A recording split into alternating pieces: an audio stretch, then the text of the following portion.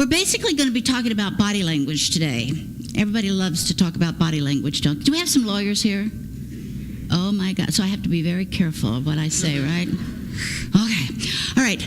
But before I start getting really specific about body language, what I want to talk about is emotional intelligence. Now, why is that important? Because your communication skills really fall under the umbrella of emotional intelligence. And emotional intelligence is a critical skill. And note I say skill. You know, it's not genetic. It is a skill that we can all learn and develop. And when we talk about emotional intelligence, it's so important because it really helps us become aware of ourselves as well as others, but it also teaches us how to regulate our thoughts, what we say, and our behavior. And that's critical because if we don't have self-regulation, if we can't monitor ourselves, not only with our verbal, with our nonverbal communication, we're going to have a real challenge communicating with the people around us.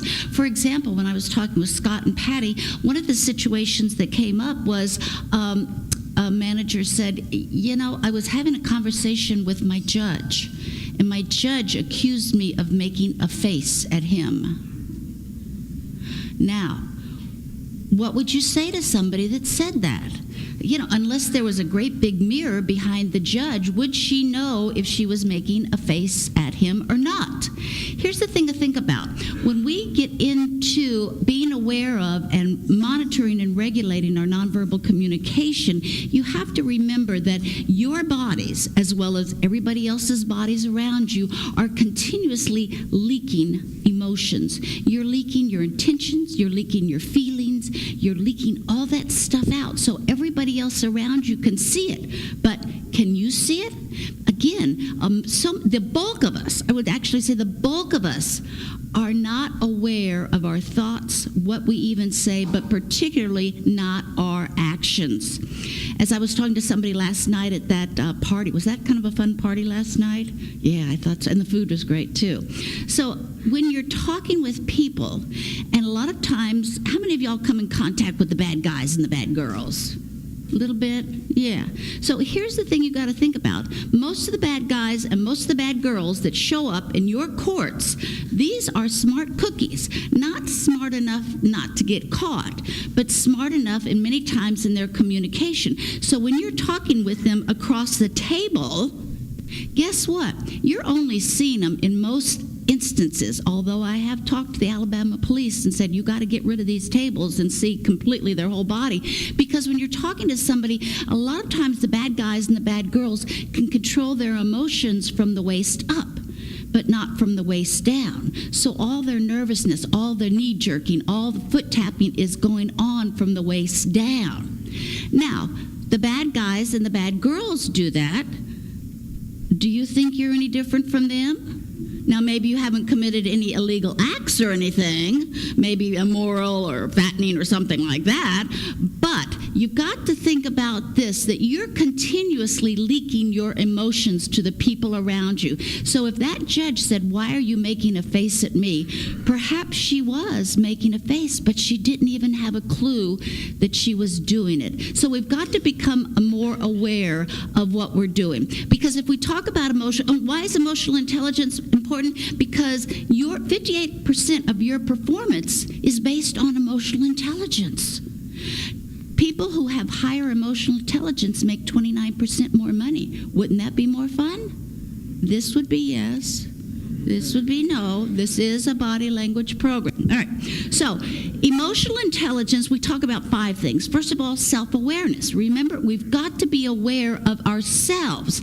We're always looking out at the world and we're making judgments. Well, she's having another bad hair day. Don't go near Judge Joe today because until he has his second cup of coffee, he is such a bear in the morning. So we're continuously making these perceptions of the people around us, but do we actually stop and go, oh, what am I doing? Oh, what am I doing? Oh, what am I doing? So we're not conscious a lot of the times of what our own body is leaking. And that's what I want to talk about today. Certainly it will emphasize your ability to read other people. But I really want you to have the focus on yourself because it starts with you. Then you can go back and teach it to other people in your office and your facilities. So again, self-awareness, self-monitoring, self-regulation, empathy, motivation, and social skills. Now, social skills is what we're going to spend the most time on, i.e. body language, because that's going to impact your communication tremendously. And this morning I want to talk about 6 behaviors that will impact either positively or negatively your interaction with the people around you, whoever that might be. So before we start that, though, I kind of want to create some self-awareness, and then we're going to get more into the body language. So everybody knows about cues, right? Cue? Would you say this is a cue? Can you see this in the back? Is this a cue? We want it to be. I want you to draw a Q on your forehead. You can do it with your finger, or you can just do it in your mind's eye. But I want you to draw a Q, a capital Q, not a small script Q, but a capital Q. Draw a Q on your forehead right now. Has everybody done that? All right. Let me tell you about yourself based on what you did. If you drew a Q that looks like this, does this look like a regular Q to you? It's just a regular Q, right? Let's pretend I'm you, and I drew my Q like this on my forehead. So if I look at this Q, if I'm looking at it, it looks kind of weird because the tail is backwards, correct? Yes, but how does it look to you? It looks like a correct Q. So if you drew your Q that looks like this on your forehead, you are somebody who is very conscious and very aware of how you want to be perceived by the people around you. You probably got up, you probably brushed your teeth, washed your face. Obviously, you put on some clothes. I can tell that pretty quickly here, so that's not an issue. Thank goodness. So people like you are very concerned about how you're perceived, so you're going to do everything to make sure when you show up at the office, when you go out to the store, when you go to a networking meeting, you want people to say, oh, that's Joe, that's Sally. Yes, she always looks that way, she always dresses that way, he always stands that way. So you're very concerned. Now, some people may call you manipulative. Oops. Here's the thing. You have a lot of bad guys and bad girls come into your court systems that use manipulation. We call them the scam artists that use manipulation to hurt people. But how many of y'all got your flu shot last year? Did your doctor tell you to go get a flu shot? Your doctor was manipulating you, right? But for good reasons. So I say that there's a difference in terms of manipulation. So again, if you drew your cue that way, you're very good around people. In fact, you would make really, really good salespeople. And in your position, knowing what I know about you, how often do you have to sell the people around you? A bunch? I mean, you may not be selling products, but you're selling ideas, you're selling budgets, you're selling all this other stuff. So you're very good at that. Now, what about people who drew their Q on their forehead? So now I'm you again. As you look at this Q, it looks kind of funny, right? It's not a correct Q. But as I look at it, it looks like a natural Q. So if you drew your Q that way, let me tell you about you. You are somebody that stands firmly by your values. It's like, don't confuse me with the facts. My mind's made up. So as Mr. Brooks was saying here, they're trying to get a lot of things changed. Well, a lot of times, if you have people that drew their cues like that, they're going to put up a fight because guess what? They hate to change. Oh, do we have to change? Oh, please don't make me change. So the thing about you is you make a very, very good entrepreneur. In your system, if you've been in your job for quite a while, your values and the court's values systems, or your judges and your bosses' systems, meld very well together because it's all about values. So again, was that kind of interesting to inform you who you are, who you aren't? Give you a little information, a little self-awareness. Now here's something to think about. How many of y'all have hiring and firing capabilities? If you want to hire somebody that's going to interact with the public, with your quote-unquote other people that you interact with, what kind of cue do you want them to draw on their forehead? the outward cue, so the people externally can read that. Again, it may not happen all the time, but it's just something for you to think about. All right, was that fun? Good. So we kind of got the self-awareness out of the way. I'm going to keep admonishing you to continuously look at your nonverbal communication to make sure you know what you're saying, even if you're not saying a word, because it was Calvin Coolidge who said, like 70, 80, a long time ago, he said, "Nothing I don't say can hurt me." But that's not true. We know empirically that's not true. If you go up to somebody and you say, "Well, hi, Stephanie, how you doing today?" And she says, if I'm Stephanie, I say, "Well, I'm fine. Why do you ask?" And she's looking at me like, what's wrong with Linda? Because we're not aware of what our nonverbal communication is saying, and it's leaked through our body language many times unconsciously. So it's critical that we become aware of it. So the next part is, I want to talk to you about the other aspect of emotional intelligence, is how do you motivate yourself? Every day you go into your office, you have gosh knows how many people reporting to you. Some of them you don't even have hiring, firing, abilities over them. And how many attorneys come in to see you, how many sheriffs come in to see you, and they're just chit-chatting, right? Can you say, "Get the heck out of my office"? I don't think so. So, how many of y'all know how to motivate yourself? A few of you. Would the rest of you like to know how to motivate yourself? This would be yes. Okay, let's do it.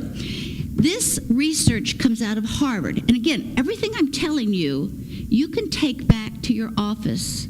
You can also take home to your kids, because I'm promising you they are not teaching this in the school system. So the research out of Harvard says, based on your body language, your nonverbal communication, you can change your physiology, i.e. your body chemistry, and you can change your psychology. So what I want you to do is I want you to take your hands and put them together like this, and then I want you to put them on top of your head. And I'm going to time you for a minute. So keep them up there. I've got to take my hands down because I talk with my hands. So let me explain the research to you. Carney, Caddy, and Yap out of Harvard took 4 different sets of students. And the first set of students, they had stand like this for 2 minutes. The second set of students, they had stand, pretend like this is a table, leaning over a table like this for 2 minutes. At the end of that time, they took a saliva swab and they analyzed it. And what was very, very interesting was that they found that students who stood in this position or the other position, their testosterone level or their dominant or their empowering hormone increased, while their cortisol level, the stress hormone in their body, decreased. They were willing to push the envelope out farther and take more chances. And this is very, very powerful, because we see from this, just by standing like this or like this for 1 minute can change your physiology and your psychology. Okay, put your hands down. Now, I must caution you. You might have some of your judges walking around like this. I would not suggest you do this. This is a very aggressive position. This is also a very aggressive position also. So you might want to do it in the privacy of your office. If you don't have a private office, go to the bathroom, close the door in the stall, and, sit down and do this or stand up for 2 minutes, because those are very, very aggressive positions. So now let me tell you the other half of the study. They took the third and the fourth group of students, and one group of students they had stand with their legs crossed like this, their arms crossed, and their trapezius muscles engaged. They had another set of students that put their legs together like this, their hands between their knees, their trapezius muscles engaged, and they had them sit like this for 2 minutes. At the end of that time, they took the saliva swabs again, and they tested them, and here's what they found. Their testosterone level had decreased. Their cortisol level had increased. So let me ask you this. This is back to your self-awareness and your self-monitoring. How many of you sit in your office like this? You don't have to raise your hand because we're not going to bust you here. No cops around.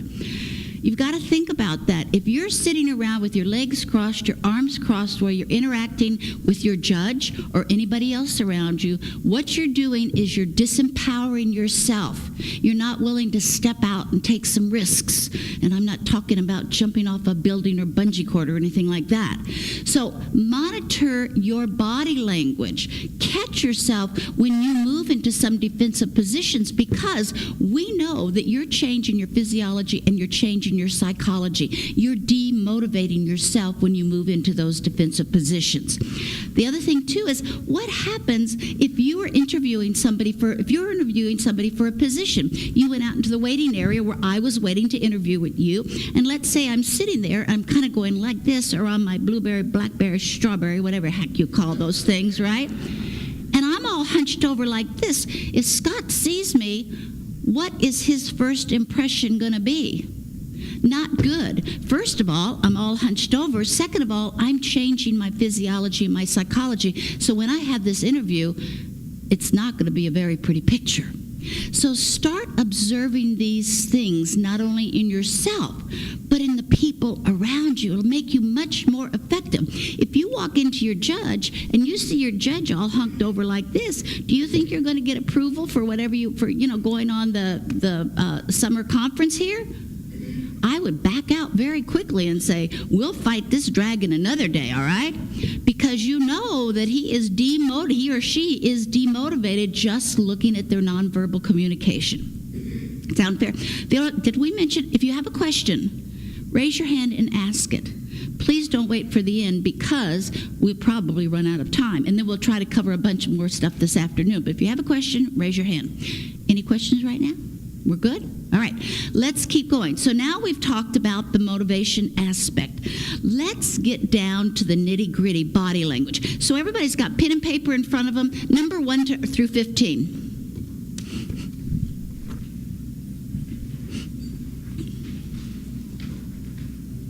1 through 15. This is going to be an easy true-false test.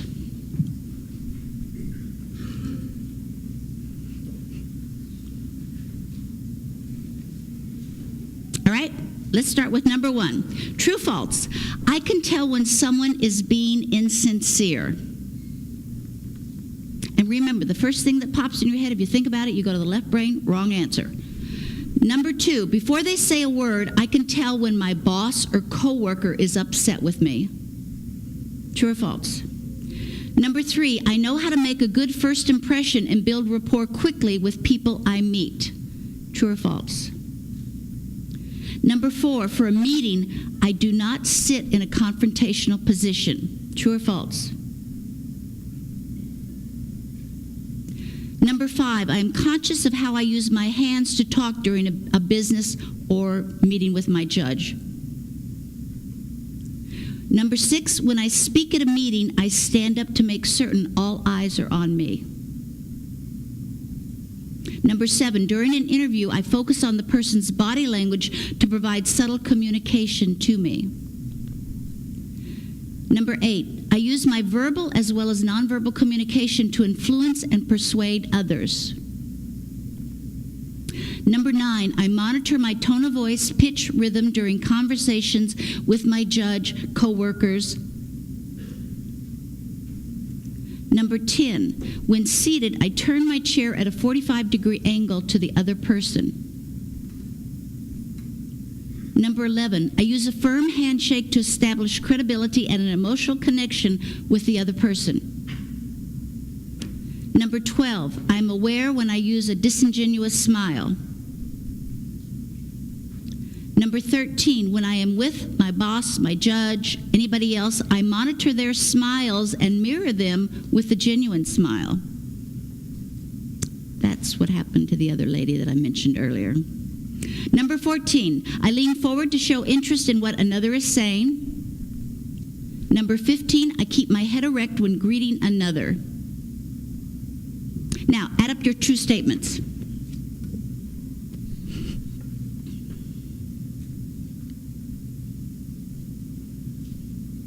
All right, everybody got a total number of true statements? Here's the scoring key. If If you had between 1 and 5 true statements, you definitely need to stay for the entire session here. And you need to come to my session this afternoon, for sure, for sure. And then we probably need to talk before I have to get on the plane to go back to Houston, and probably some more after that. If you had between 6 and 10 true statements, then you're about average for most people in most industries. So you're doing pretty good, but again, you still have to focus. Emotional intelligence development is a continuous aspect. So continuously monitor yourself and monitor everybody else for not only your, but their body language. If you got between 11 and 15 true statements, congratulations, but don't leave this session because I still have some things to teach you, okay? All right? So, did you learn something about yourself there? Okay? If anybody wants a copy of that, you can email me. I'll send you a copy of that if you want to pass it around to some of your people, staff members and things like that. So I just kind of wanted to give you a baseline in terms of body language about kind of where you're at or where you're not at or where you need to be at. So now let's get real specific about those 6 gestures that can really influence and persuade people. And I am going to be talking about my own research in terms of attracting people to you or distancing people from you. But first I want to start with eye contact. Now what's interesting about this, how many of y'all say you make good eye contact? Well, not always true, because I've seen it happen. You come into your office and you've got your assistant there, and you say, well, hi Jane, how you doing? And not even 2 seconds of eye contact, and you go into your office because you've got that meeting with the judge and you got to hurry up. What happens when you're not conscious of the eye contact that you make? You're creating silos. You're making that person feel alienated and isolated, and does actually lead to morale issues and turnover issues. And if you've got somebody that you really like to work with, you really don't want them to leave, but eye contact is critical. And eye contact of 1/1000 to 1,000. And then you can kind of look away and look back. But those 2 to 4 seconds that you make eye contact with the people that you're meeting with or just coming in the front door, it changes the whole dynamic between you and the other people. When I go through TSA, and they have all these protocols from Paul Ekman, I want them to think I'm the nicest person in the world. So when I'm going through TSA, I go up to them, hi, how are you? Beautiful day, isn't it? And I make eye contact. Now, I know a lot of you all have heard that there's a thing about eyes with lying. Well, that NLP thing has been debriefed. So if they're lying, they look up this way. If they're not true whatsoever. That has a lot to do with learning styles. But what you really want to do is you want to meet people and make 1 to 2 second eye contact, and then you look away. Guess what it does? When you make eye contact with somebody, you're saying, I see you. You're there. You're visible. If you don't make eye contact with the people that you work with, guess what? They don't feel visible, and they're going to distance themselves from you. Now, if you don't believe, have you been in a furniture store lately? I was in, was it Lazy Boy or Bassett? I think it was Bassett, in the Woodlands. Do we have anybody from the Woodlands, Texas here? Nope. All right.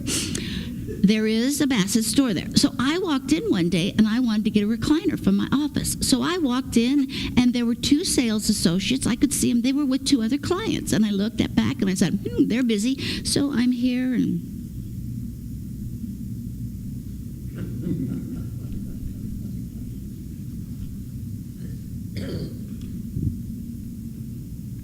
what do you think I did then? I left. So it may not happen that quickly in your facilities, but it will happen because people do not feel visible, and they will, morale issues, or they'll retire on the job. In some of your facilities, they're probably going to retire on the job. Is that what you need? Can you afford to do that? I don't think so. So eye contact is critical.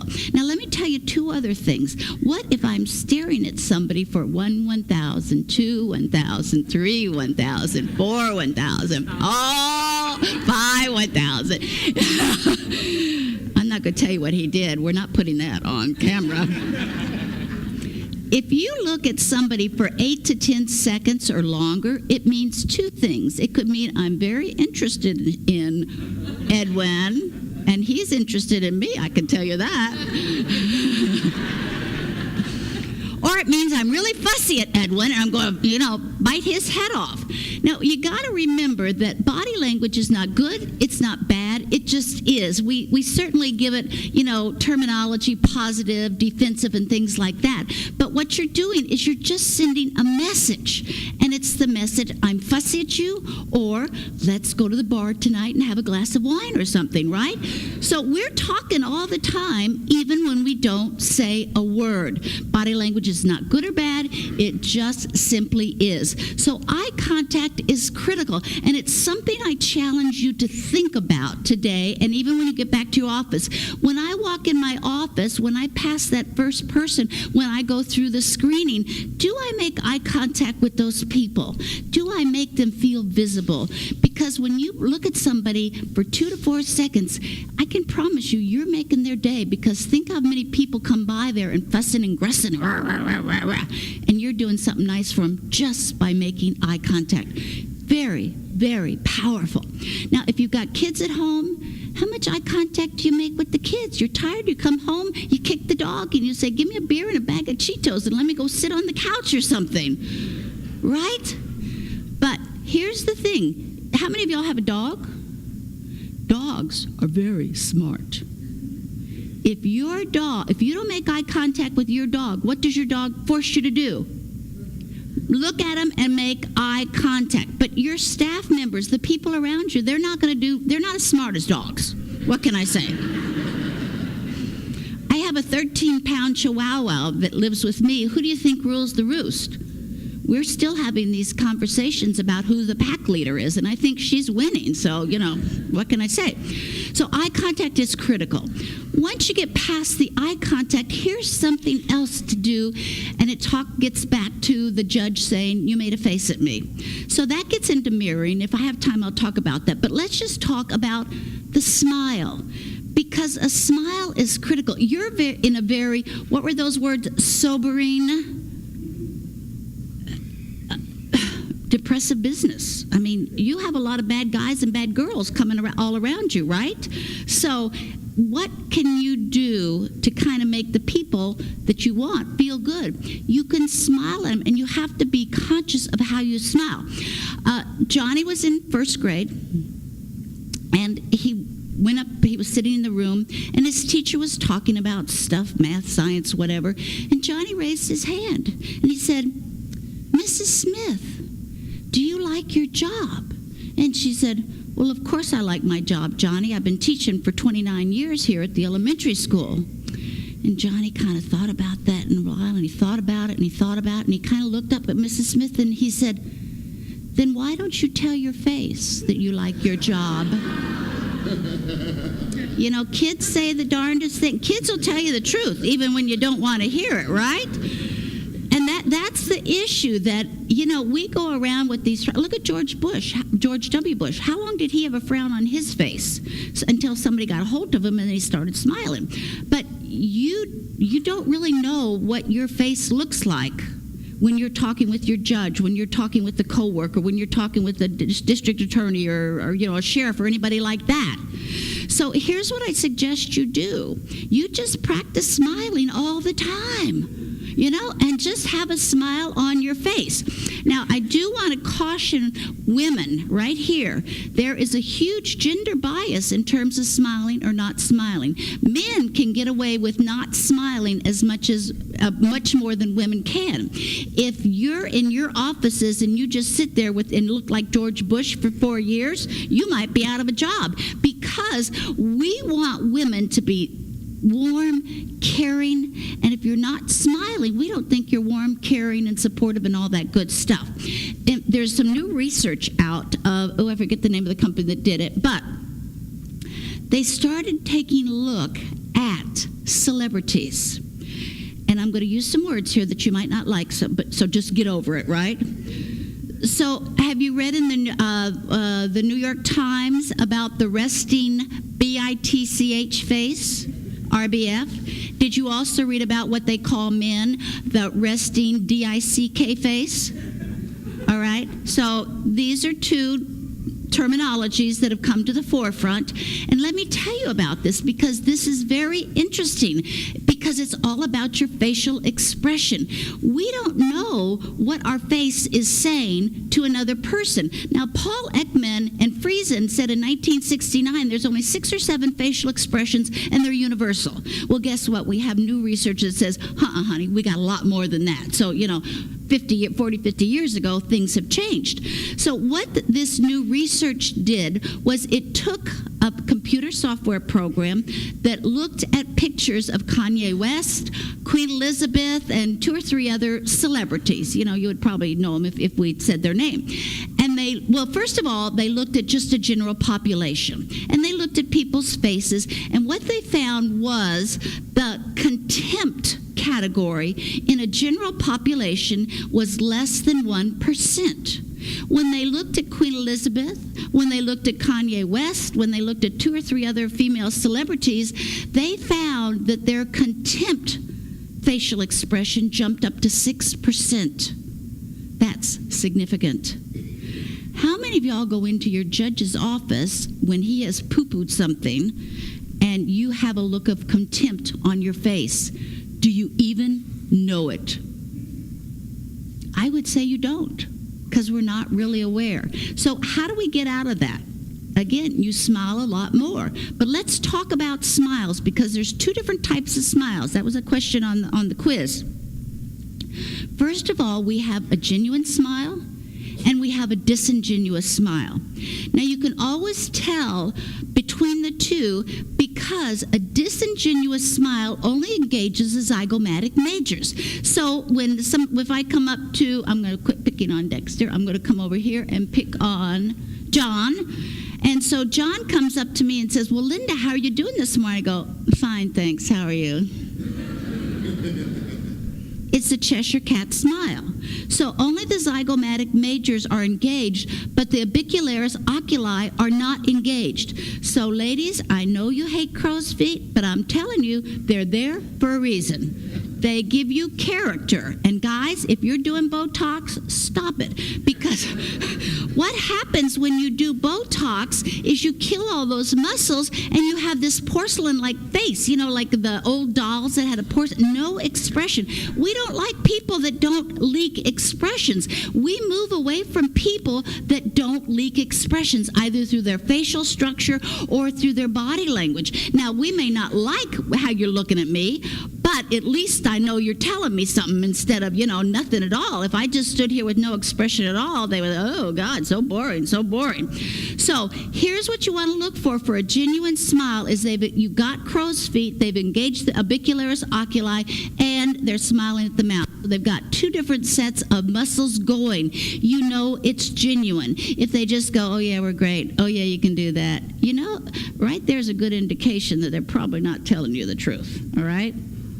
So a genuine smile is critical. When you give somebody a genuine smile, they're going to light up, because you know what a smile does? A smile validates you. It says, you are wonderful. And a lot of times, I know this has happened to me, and I've talked to other people about it. It's happened to them. Have you ever had somebody come up to you and say, I love your smile. You've got a beautiful smile. It's happened to you, right? But it only happens if you give them a genuine smile. So start doing a genuine smile. If you go into your judge's office and you're trying to smile and kind of get through, yeah, Judge, I'll be glad to do that. Yeah, everything's fine. Subconsciously, he or she is picking up on that disingenuous smile. He or she may not even say, well, she's got a disingenuous smile going here, and I'm going to be kind of fussy about it. Probably doesn't even have a clue, unless they came to the session. But subconsciously, they're reading the body language and saying something is not right and making a judgment about it, because it's all about perception. So, does that make sense? The other thing I suggest is, how many of y'all have mirrors in your office? And I'm not talking about those little baby mirrors that we got last night at the party. Big mirrors. So you can actually see yourself. So if my desk is here and Stephanie would be somebody that came in to visit with me, can I look somewhere way and see if I'm smiling or if I go, something like that. So have a mirror that you can actually look at. Something else I saw was somebody that I did visit, and I'm kind of segueing here. If you're talking with somebody in your office and you're sitting there and you say, well, let me think about that. This is not contemplation. This is saying, I don't believe a word you're saying. And the other person may not pick up that, like, I'm not believing you, but they won't feel comfortable. So keep in mind, this is not contemplation, all right? And if you sit around like this, right here, you've got something crossed, very defensive, and this is saying, I don't believe a word you're saying. And in some cases, you might even see somebody going like this, and they're really telling you the truth. Many times, that's called a mixed or double message. You're going to have a lot of mixed and double messages from people where they say one thing and they mean something else. Example, if I'm, let's say that I've been Neil's, your assistant, for the last 7 years. I'm a great assistant. I'm on time, wonderful, everything. I do everything he needs.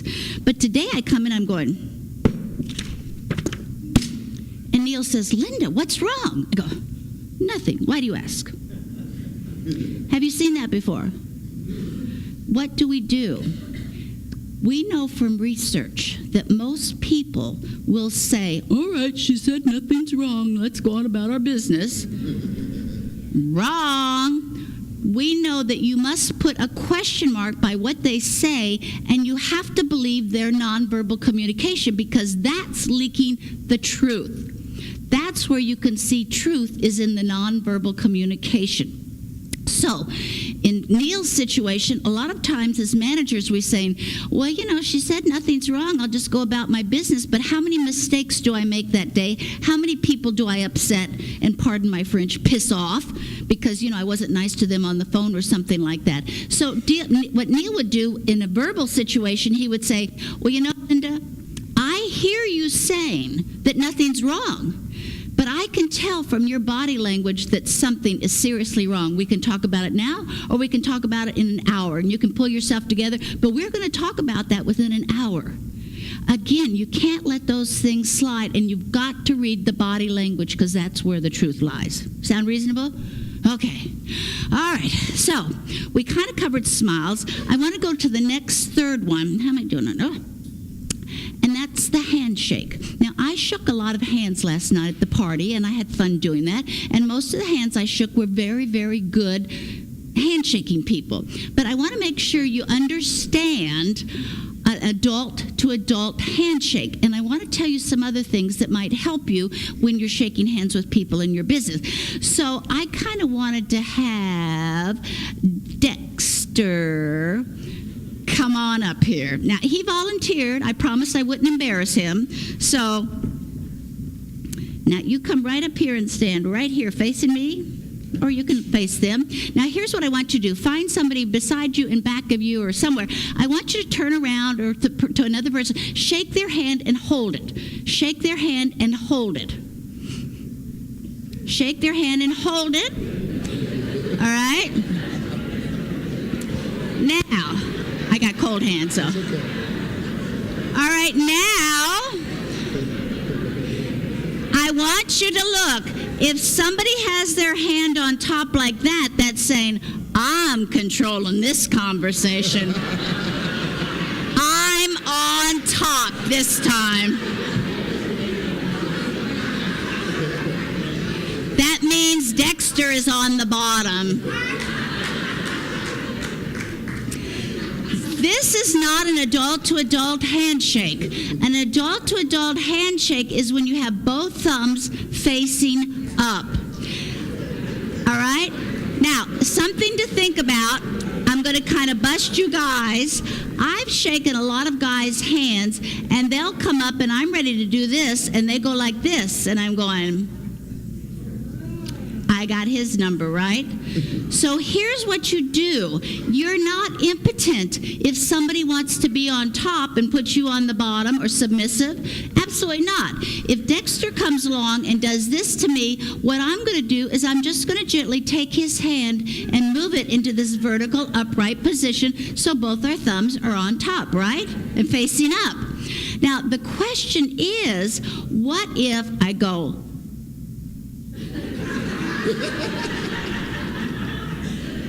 and I just can't move his hand? Here is when you use the two-handed handshake. So I might go like this to move it into that vertical upright position, all right? Now, a lot of times we come around and we go, oh, hi, Dexter, how you doing? And we just do this. You got to remember, you're in a court system. This is very formal, right? You know, and we got lawyers in here, which is very scary, right? So when you come up and shake somebody's hand and give them a two-handed handshake, this is like saying, I want to give you a hug. It's really a modified hug. So be very careful. If now Dexter and I were meeting for the first time and I gave him this, he'd say, oh, honey, I'll meet you tonight at the bar, right? Because I'm sending him a hug, even though I just met him. So be very conscious of that. If you need to do it to get it upright, do it. But you're having a message there, right? All right. Now, something else. I actually was like in Huntsville, and I was working with some of the police, the ATF, and the FBI, and I got an ATF agent. Now, you guys probably see ATF agents all over the place. Would this be true? This would be yes? No? I didn't. Yes? Thank you. These guys are big. Have you noticed that? They're like football players. It was my mistake. I got an ATF, probably your ATF agent up here with me. I mean, huge guy. So we did all that stuff, and I tried to turn this. I tried this. I said, you're not helping. You're not playing. He said, lady, I'm just up here standing. I mean, he was a huge guy. Kind of cute, too. So I said, all right. Drastic situations call for drastic measures. Ladies, if you ever get in a situation where the guy will not let you get out of the submissive position, you can't do it this way, you can't do it this way, here's what you do. You simply just walk around him like this. Have I got him in an adult-to-adult handshake now? And on top of that, you see this hand up here? I'm saying, honey, I am now controlling this situation. Because this shows dominance. But again, that drastic situations call for drastic measures. So handshakes are critical because if I'm standing over here and I'm saying, well, hi, Dexter, how you doing?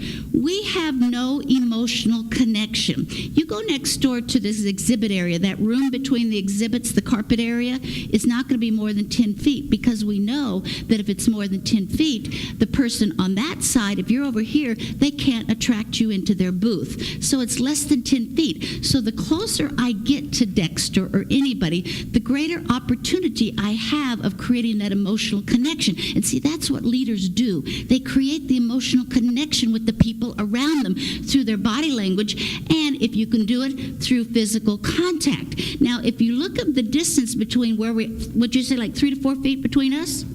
Would y'all think 3 to 4 feet? Does that look about right? This is called the personal zone, not the intimate zone, but the personal zone. This is where business starts taking place. So when you go up and shake somebody's hand, this is saying, I want to have a connection with you, all right? Now, what happens when people come up and they just kind of give you the fingers? And don't you just hate that? Get over it. And take a stand. So if somebody does that to me, I say, hey, let's try that again. And, I just shove my hands right in there, right? Be dominant. If you got to go do this, go to the bathroom, do this, come out and do this. A lot of times people stop short of getting those thumbs engaged. So I say, hey, let's try this again, and shove that thumb right in there. You will feel much better about it, and they'll think, wow, she's, I want to get to know her. So handshakes are very, very, very important. So Dexter, thank you so much. Thank you. Let's give Dexter a big round of applause.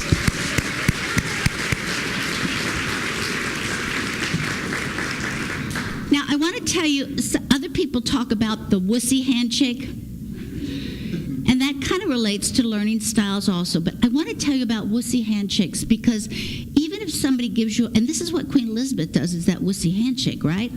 So there's a lot of really, really, really mature, I'm not using the word old, I'm using the word mature, people who, particularly women, who never learned how to shake hands. And as you get the younger generations into your offices to work with you, you tell me, you probably have my rate. Do they know how to shake hands? No, they can do their blueberry, blackberry, strawberry, but they can't stick their hand out to shake a hand for all the gold in China. And you're going to have to teach them now that you know. But let's get back to the Wussy Handshake. If you've got a woman, I would say probably 70 years or older, could even be younger than that. If she sticks out a hand like this, and I've heard people say, I won't even shake her hand. Don't do it, because she doesn't know, and I'll tell you why. It's a story about my mother. Now, my mother has passed, but when she was 85 years old, she lived in San Antonio. I live in Houston, so I went over there. One of the coasters off of her dinette set came off, so I called the Chair King place and said, do you have this coaster? And he said, sure, come on down. So I took my little mother with me, and as we were walking in the door, we got a purse here. Oh, that's not going to work. Who's got a, no, oh, that might be better. So she had a purse like this, and she walks in like this, right? What is this called? A barrier. And we're going to talk about barriers this afternoon. So, thank you very much. So she walks in, and a gentleman came back from the back, and I said, hi, I'm Linda Talley. He shook my hand. And then he turned to my little 85-year-old mother, and he shook her hand, and of course she gave him this little Wussy handshake. And so he says, I've got the coaster in the back, follow me back, and we'll get it taken care of. So we're walking back to the back, and my little mother looks up to me, and she says, he shook my hand. And I go, duh. He shook my hand. Duh! She says, they always shook your father's hand. They never shook mine. Have you ever thought about that? Now, I speak with realtors, and I've had a lot of realtors come up to me and say, I won't shake the woman's hand. I said, you're making a big mistake. When the husband dies, who gets the money, honey?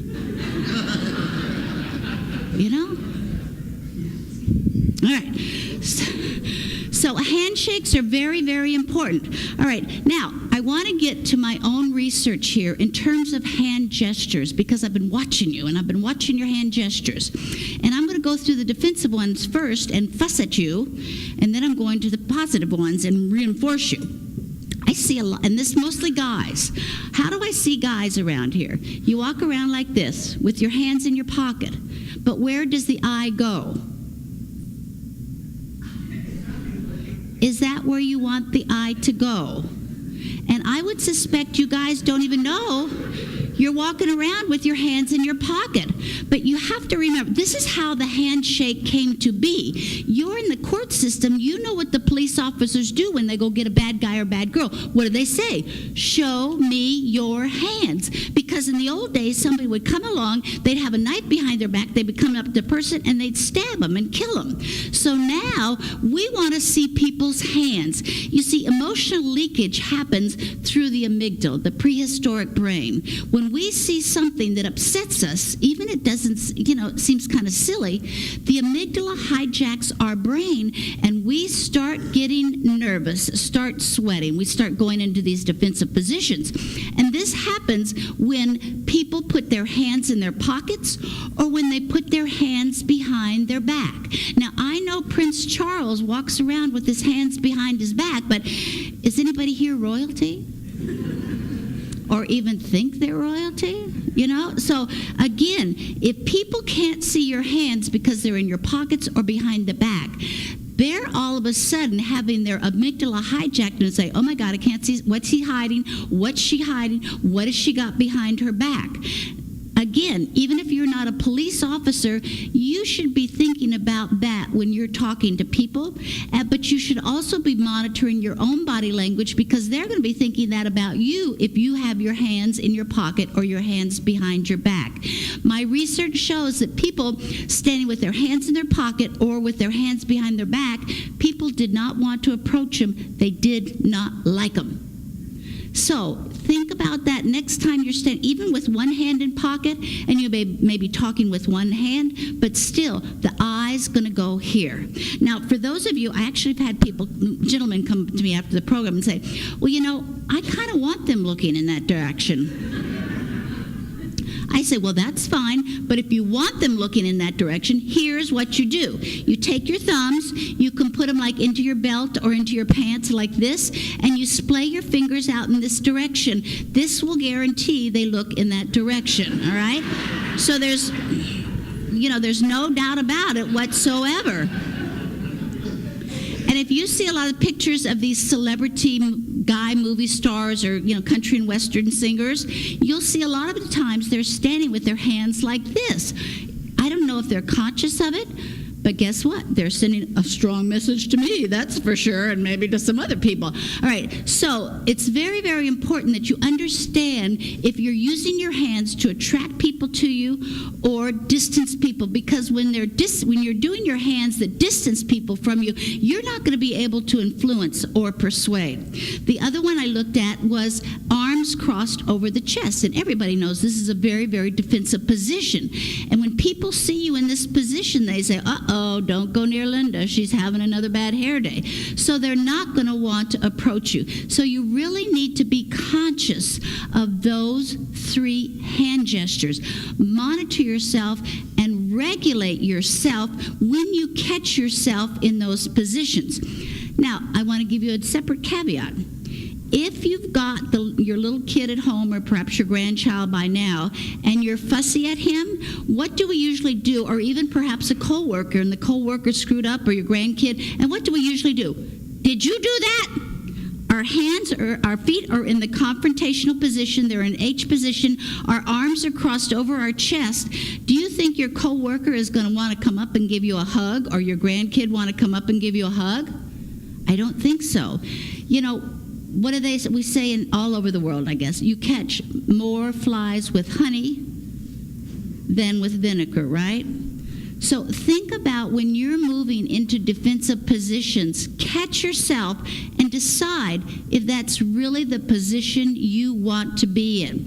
Now, if you've got a bad guy came into your office and maybe they got a gun or something, they were trying to escape, you might want to move into this position because it's a defensive position and you're trying to protect yourself.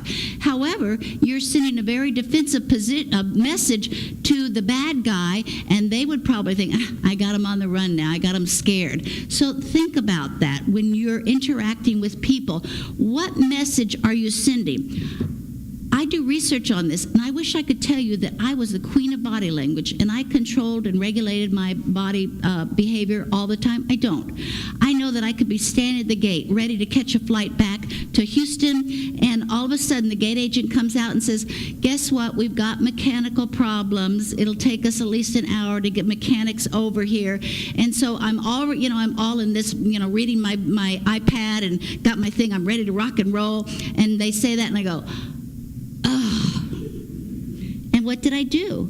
I moved into this defensive position, and I go, oh, you've got to catch yourself. And I say to myself at those times, I say, you can stand in this position, Linda, and you can change your physiology, and you can change your psychology and become a real bitch. Or you can uncross your legs, you can take a deep breath and say, it happens, let's just deal with it. And you know what? You feel much, much better. But the more important thing is your emotional intelligence is always increasing every time you catch yourself and move into a more open and positive position, because you're changing your physiology and your psychology for improvement rather than the opposite. All right? Are we doing good? Are we having fun? All right. Now I want to talk about positive hand gestures. These are very, very powerful hand gestures, showed huge significance in my research. And those 3 hand gestures that I've studied, in fact, this spring I'm going to be studying 7 more gestures, but the ones that I've studied already is steepling. Steepling looks like this. You see a lot of judges steeple. I see, but they do this. Steepling can look like prayer, so it could be like this. It could even be a modified steeple. It could be down here, it could be here, or it could be up here, but those are all steeples. In fact, before Donald Trump was running for president, he steepled all the time. But his handler got a hold of him and he stopped steepling, because when you steeple all the time, you're telling everybody around you, I'm I'm superior, you're stupid, and it's a very arrogant position. So you want to use it for effect. So your judges would, can we make Stephanie the bad girl? All right, so I'm going to, sentence Stephanie to 5 million years in jail. I'll say, young lady, which is very sexist, young lady, or whatever, what I call you, Miss Hess. Probably the judge would call you Miss Hess. So say, Miss Hess, you've done something terrible, and for that, I'm sentencing you to, 500 years. But then you take it away. If he's going to admonish her further, or she's going to admonish Stephanie further, if he sits there for 15 minutes, it's too much. Use steepling hands to make a point. Let's say that you're going to go to your judge for budget approval. So when you're talking about the highest priorities, you say, we really need this in order for the court to run efficiently. And then go around. If you sit there for 30 minutes, an hour while you're making this presentation and sit like this, you're losing everybody. You're not going to be believable. So use this for effect and then take it down. You could always come back and use it again, but again, use it judiciously, all right? Now, steepling hands, the other one I looked at was humility hands. If we take a look, when you have prisoners come into the court and they've got the handcuffs on, how do they usually stand? In the humility position, because this sends a message to the people around them that they're being deferential, even if they're not, with the chains and everything, they're kind of stuck in that position. But you can use this to your advantage. If you've got a judge or you've got somebody that's mad or fussy or upset with you, you move into the humility position. You don't say, oh, I screwed up, or I'm a terrible person. No, you let your body language do the talking for you. So you're standing in the humility position, and the other person picks up the deference you have for them. Now, let's talk about talking for just a second. A lot of times, we mentioned the mixed or double messages, but I could be standing in this position and I could compliment by saying, oh, I'm a terrible person, I screwed up, I shouldn't have done it, da-da-da-da-da, right? But here's something else to think about when you use your voice. What we know is your body behavior is about 55% of the communication process, and the other 38 is your tone of voice, pitch, rhythm, things like that. So here's another little exercise here. What I want you to do is kind of sing the letter O, just in like an O, all right? What happened to your eyes? Now, when you're a neutral O, nothing happens to your eyebrows. Now, I want you to go up. O. What happened to your eyebrows? They went up. Now, let's go. O. What happened to your eyebrows? They go down. Here's what I want you to think about. What is your pitch of voice when you're talking to people? If you talk very high, and women have a tendency when they get excited to talk really high like this, or when they're finishing a sentence, like, I'll get back to you next week, okay? Not good, because when the eyebrows raise, it's a look of surprise and uncertainty. So if you go into your judge or somebody else and say, well, I'd really like to do this, I think it would be good for us, and what's your judge going to say? I don't believe that, because they're reading your facial expression. You have to be aware of that. If you go in there and you lower your voice, that is more aggressive. If you look at the apes, when they get very aggressive and they're fixing attack, and by the way, I'm from Texas, so we say fixing all the time. So if the apes are fixing to attack, their eyebrows go down. So if you're talking very low and saying, we really need to do this, and she sees that, her amygdala could get engaged and say, I need to watch out for Linda because I see her eyebrows and I want to put some distance between Linda and myself for my safety. So when you're talking with people, particularly about difficult situations, budget, you really want to keep a charged, neutral voice so your eyebrows do not go up and go down. Make sense? All right, good. Now, so we did humility, community hands. When you're making a presentation to a judge, or when you're on a committee and you have a group of your peers around you, a lot of times you could sit at a table and perhaps you're in the humility position, or else you could put your hands flat on a table like this. Very, very powerful, because somebody could come along and stab you, right? But you say, hey, I'm so strong, I trust you guys not to stab me in the hand. Or even palms up is very powerful too. But another thing to do with your hands is what we call community hands. You speak with your hands like this.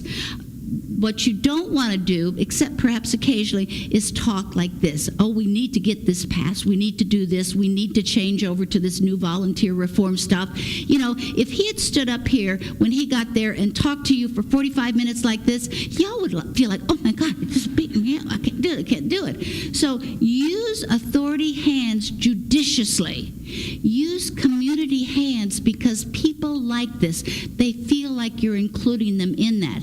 And what we know is the person who talks and uses more hand gestures is perceived as more extrovert, more outgoing. So if you want that perception, use hand gestures.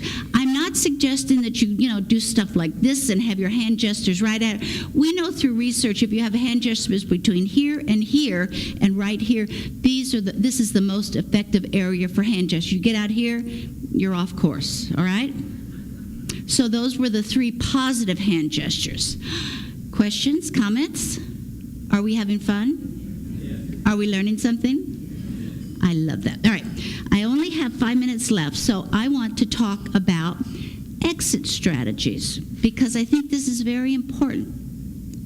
When you're in somebody's office, perhaps you're talking with a judge or whoever else you're visiting, how do you get up and leave? Well, of course, I always say shake hands, but maybe I see Stephanie every day. I'm not going to shake her hands 5 times a day every time I run into her office to have a conversation.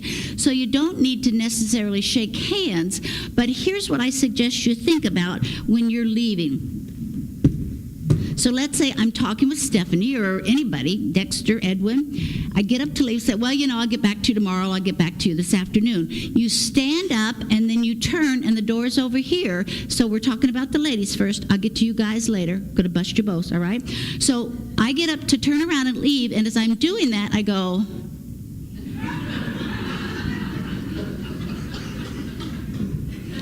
It happens.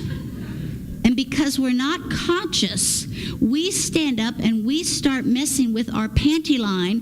But Stephanie might think, well, she's a girl. She has to mess with her panty line. But what if I was in Dexter's office or Obie's office? What's he going to think? Oh, God, there's Linda again messing with her panty line.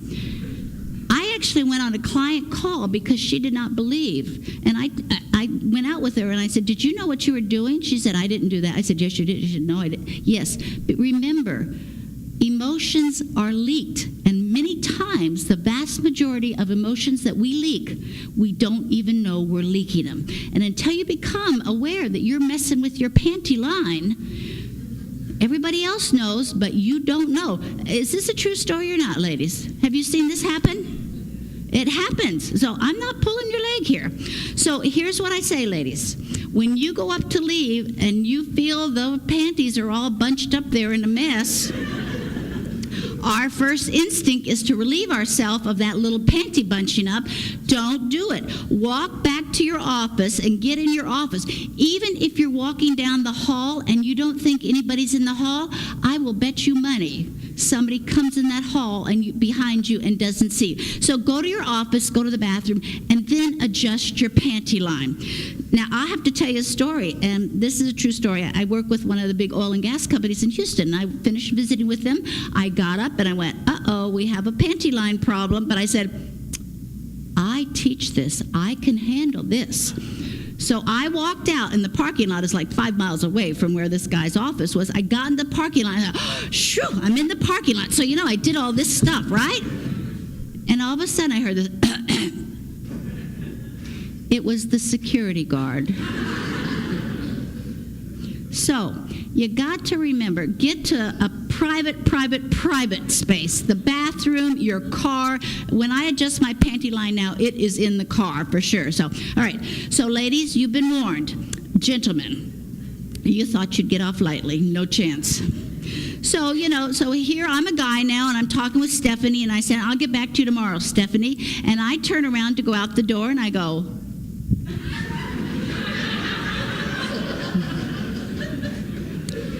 true or not true? You've seen it, right? See? And what do you think when you see that? Well, he's got a problem, that's for sure. And we notice it. We do notice it. So, again, I suggest you head to your office as quickly as possible. Head to the back. If you try to fix it in the hall, somebody's going to see you. But, guys, you've got to be aware of that because we see you doing it, all right? So, boy, I always worry about exit strategies. That's a very tough conversation to have. Almost as bad as this one, but all right. So, I think what's important is you've got to become aware of not only what the people around you are saying nonverbally, but even more important, what you're saying nonverbally. Because even though you're very good at looking out there and saying, well, she's having a bad day, he's doing not so good, it's really you because you're continuously sending a message. And who's the head honcho at your office? Would that be you? In terms of the people that report to you, right? And who does everybody come to solve problems? The judge? You, right? So, people are looking at you. They're monitoring your behavior. Here's something else to think about. If you see behavior that you don't like from somebody else in your office, on your staff, before you fuss at them, you need to do an evaluation and assessment of your own behavior to make sure you're not doing what they're doing because they're probably mirroring some aspect of you. All right, so I'm going to close this down. I want to offer you, this afternoon, I'm going to go into more of the sitting positions, talking about confrontational positioning, talk about power standing positions, but you've got the 6 ways to influence people, what to do, what not to do. But the eye contact, the smile, the handshake, and the 3 positive hand gestures will attract people to you. They will make that emotional connection with the people around you. But you've also got to be aware of those 3 defensive hand gestures that will distance people from you. You can use them if you want to. I just want you to be aware of what you're saying non-verbally. So I do have a free e-newsletter. It's called Move on Purpose. It comes out twice a month. If you want to receive that, give me your business card. If you don't have a business card, just write your email address on a sheet of paper. Give that to me. I'll add your name to that. And I talk about either leadership or body language issues. And again, it's free. It's kind of like added value.